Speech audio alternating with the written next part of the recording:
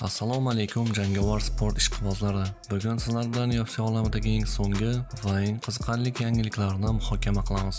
Umar Nurmagomedov, Mario Batista, Merab Dvalishvili va hatto Conor McGregorning qaytishi. Hammasi shu videoda. Umar Nurmagomedov nihoyat oktagonga qaytmoqda. Unga qarshi raqib xavfli jangchi Mario Batista. Eng qiziq tomoni Merab Dvalishvili bu jang haqida o'z fikrini bildirdi. Conor McGregor nihoyat ijtimoiy tarmoqlardagi tanaffusdan so'ng o'zini ko'rsatdi.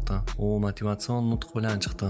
O'zining ruhiy va jismoniy jihatdan qayta tayyor ekanligini aytdi. Video davomida ushbu yangiliklarning barchasi haqida batafsil bilib olamiz. Demak, biz boshladik. Agar siz ham sport o'yinlaridan biz bilan birgalikda daromad topishni xohlasangiz, ekranda ko'rib turgan bizning Telegram kanalimizga o'ting va har kuni joylanadigan aniq prognozlar orqali ishonchli foyda oling. Telegramga kiring, ekranda chiqayotgan kanal nomini yozing va siz ham bugunning o'zidanoq g'alabali yo'lingizni boshlang. Barchaga omad.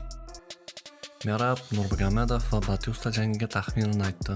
Uning gaplari: Batista ajoyib jangchi. Mening taxminimcha u bu jangda g'alaba qozonishi aniq. Bu 3 raundlik jang. Agar 5 raund bo'lganida Batistaning imkoniyati yanada ko'proq bo'lardi. Men bu borada o'zimga ishonaman. Men Umarni sindirdim deb o'ylayman. Men Batistani qo'llab-quvvatlayman va umid qilamanki, u Merabni mag'lub etib, UFC bo'yicha navbatdagi chempion bo'ladi. Shu bilan birga gruziyalik jangchi Batista ustidan qozonilgan g'alaba Nurmagomedovga navbatdagi titul olish uchun yetarli bo'lmasligini ta'kidlamoqda. Agar Umar Batistani mag'lub etsa, u yana g'alaba qozonishi kerak bo'lishi mumkin. Keyin yana jang qilamiz. Bu safar men uni sindirib, sovuqqonlik bilan nokaut qilaman, deb va'da berdi Merab Dvalishvili. Bir kun avval liga prezidenti Dana White Nurmagomedov va Batista o'rtasidagi jang g'olibi kuchli jang ko'rsatsa, u Merab va Pyotr Yan o'rtasidagi chempionlik jangi g'olibiga qarshi kurashishini ma'lum qildi. Dana White Nurmagomedov bilan yangi kelishuvga erishganini tasdiqladi.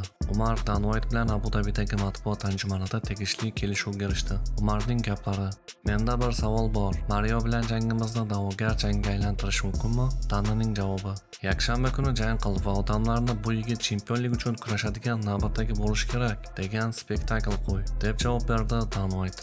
Yaxshi, men buni qilaman, dedi Umar. Demak, kelishdik, deb javob berdi Dana White.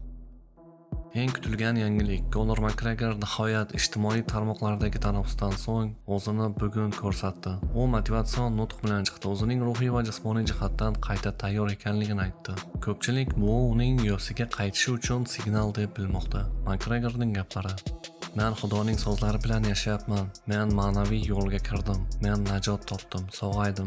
Dunyo haqiqiy shouni kutmoqda. Menga diqqatni jamlash va o'zimni anglash kerak edi. Endi men katta ilhom bilan qaytyapman, o'zim bo'lib.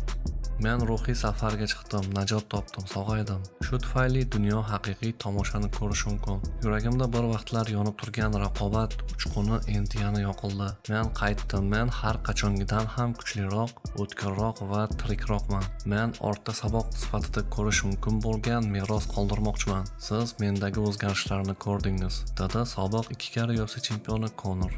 Uzoq vaqt davomida birinchi marta omma oldida paydo bo'lgan Conor sezilarli darajada ozg'in ko'rindi va oktagondan uzoqda bo'lgan 4 yil davomida to'plagan mushaklarning katta miqdorini yo'qotgan ko'rinmoqda. G'arb muxlislarining qayd etishicha, ular 2021-yildan beri ilk bor irlandiyalik jangchini hushyor, o'z holatida va aniq so'zlayotgan holatida ko'rishgan. Eslatib o'tamiz, 2 hafta oldin McGregor barcha ijtimoiy tarmoqlardan chiqishini, o'ziga e'tibor qaratmoqchi ekanligini e'lon qilgandi. Va o'shandan beri u jamoatchilik oldida ko'rinmagan edi. Bugun u BKFC turniri press konferensiyasida ko'rinish berdi. Xullas, Conor McGregor nihoyat o'zini qayta nazoratga ola boshlagandek. Ko'p yillik shov-shuvlar, mojarolar va ichkilik bilan bog'liq muammolardan so'ng bu safar u chinakam qaytishga bel bog'lagandek tuyulmoqda. U hushyor, o'ziga ishongan va yana jangchi sifatida sahnaga qaytishga tayyor. Ko'ramiz, bu faqat vaqtinchalik o'zgarishmi yoki haqiqatdan ham eski McGregorning qaytishi.